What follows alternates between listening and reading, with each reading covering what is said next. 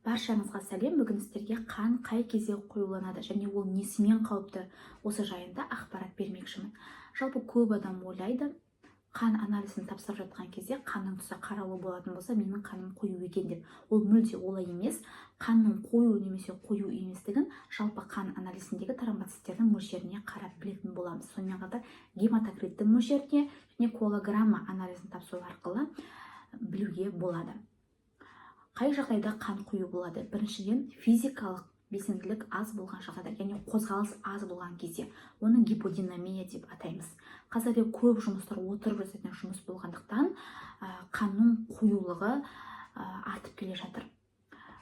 Суды жеткілікті мөлшерден аз ішкен жағдайда да қан қоюланады.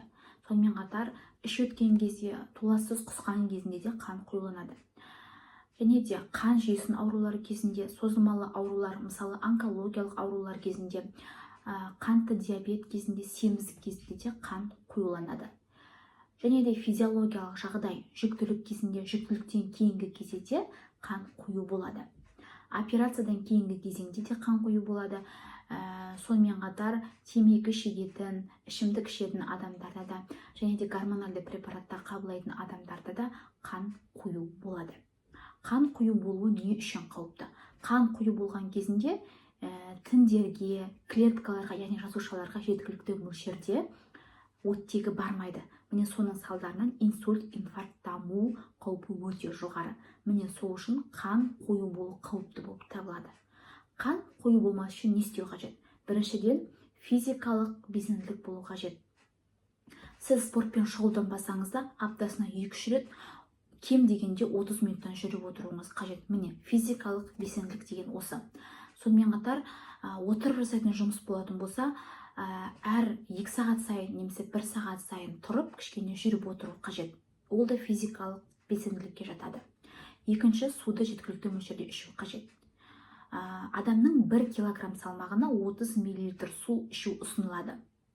Яғни, егер сіздің салмағыңыз 50 килограмм болатын болса, сіз 1800 мл мен 2000 мл, яғни 2 литр шамасында суды ішуіңіз қажет.